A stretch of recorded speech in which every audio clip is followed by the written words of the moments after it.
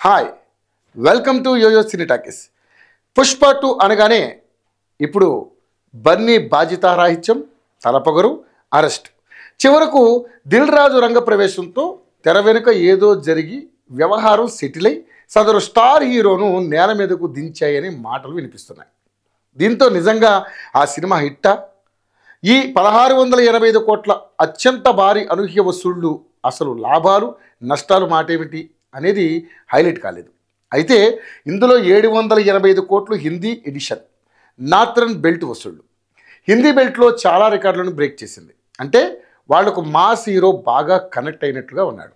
అందుకే మిగతా చోట్ల అంతగా ఆడలేదు. ఈ అంశం ఇండస్ట్రీలో చర్చకు దారితీసింది. అందుకు కారణం సినిమాకు సంబంధించి థియేటర్ రన్ పూర్తయింది.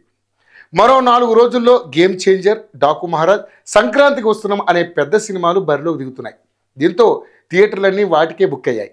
ఇక మల్లు అర్జున్గా పిలిచే బన్నీ అభిమాన కేరళ కేవలం 14 కోట్లు. ఓవరాల్ సినిమా వసూళ్లతో పోల్చితే సినిమా ఫ్లాప్. సేమ్ కర్ణాటకలో కూడా జస్ట్ 7.7 కోట్లు. కన్నడిగులు బన్నీని లైట్ తీసుకున్నారు. ఇక తమిళనాడు కాస్త నయం, 57.83 కోట్లు వసూలు చేసింది. తమిళ హీరోల సినిమాల్ని మనం చూస్తాం తప్ప వాళ్ళు మన హీరోల్ని లైట్ తీసుకుంటారు. అయినా సరే ఈ పుష్ప 2 వసూళ్లు కాస్త నయమే. మరి తెలుగు రాష్ట్రాల్లో బన్నీ సొంత రాష్ట్రంగా భావించబడే ఏపీలో ఎక్కడ బయ్యర్లకు బ్రేక్ ఈవెన్ రాలేదనే ప్రచారం ఉంది. సీడెడ్ యూఎస్ఏ కూడా అంతేనట. ఎటొచ్చి హైదరాబాద్ మార్కెట్ ఉన్న నైజాంలో మాత్రమే సేఫ్ ప్రాజెక్ట్ అంటున్నారు. సో బయ్యర్లు ఎక్కువ రేట్లకు కొని మునిగిపోయారన్నమాట. నిర్మాతలు క్రియేట్ చేసిన ఆర్టిఫిషియల్ హైప్ పోటీల్లో పడి పుష్ప ఫస్ట్ పార్ట్ విజయంతో పోల్చుకుని ఎక్కువ రేట్లు పెట్టుకున్నారు. తలల మీద ఎర్రకండవా వేసుకున్నారు.